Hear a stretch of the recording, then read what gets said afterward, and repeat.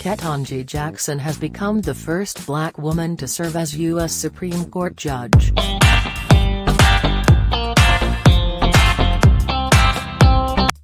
The U.S. Senate confirmed President Joe Biden's Supreme Court nominee Ketanji Brown Jackson yesterday in a historic vote that paves the way for her to become the first black woman to serve on the highest court in America. The tally was 53-47, with Republican Senators Susan Collins of Maine, Mitt Romney of Utah and Lisa Murkowski of Alaska joining Democrats to vote in favor. The confirmation represents a significant victory for Democrats, which they can tout as bipartisan, and a way for the president to deliver on a campaign promise at a time when the U.S. faces a number of challenges at home and abroad, including soaring inflation and the crisis in Ukraine. Democrats broke out into loud applause and cheers when the vote was gavelled. The vote also marks a major milestone for the Supreme Court and the federal judiciary, although Jackson's confirmation won't change the ideological balance of the court.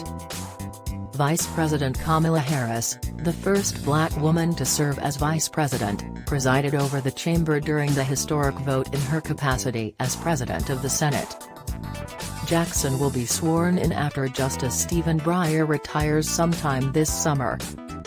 Senate Democrats and the White House have continually highlighted the historic nature of the nomination.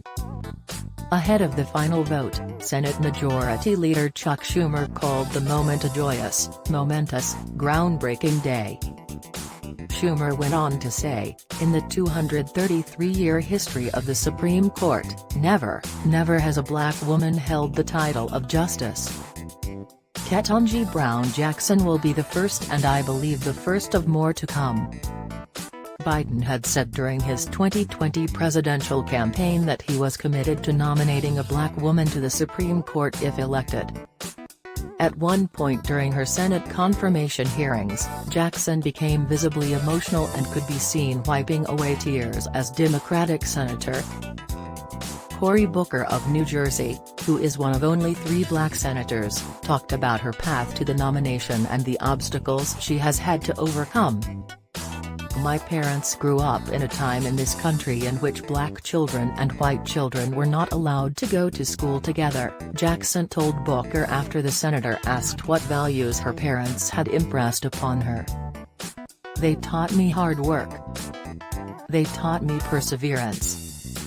They taught me that anything is possible in this great country."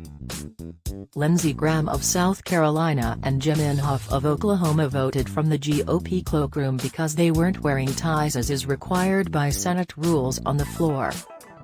Throughout the Senate vetting process, Senate Democrats have praised Jackson as an exceptionally qualified, trailblazing nominee whose depth and breadth of experience, including as a federal public defender, would add a valuable and unique perspective to the bench. Jackson was also a commissioner on the U.S. Sentencing Commission and served on the Federal District Court in D.C., as an appointee of former President Barack Obama, before Biden elevated her to the D.C. Circuit last year. Confirmation hearings featured sharp and critical questioning from Republicans as many attempted to portray Jackson as weak on crime and, in a highly charged line of attack, too lenient in sentencing child pornography cases. Jackson and Democrats forcefully pushed back on the accusations. Jackson stressed her concern for public safety and the rule of law, as a judge and an American. And she argued that she approaches her work in an impartial way and that personal opinions do not play a role. Republicans called for civility and respect during the confirmation hearings, arguing that Democrats did not extend that to Brett Kavanaugh during his vetting process before the Senate. The main Republican said that approach instilled confidence in the independence and the integrity of the judiciary and helped keep the court above the political fray, adding, "This is the approach that I plan to continue to use for Supreme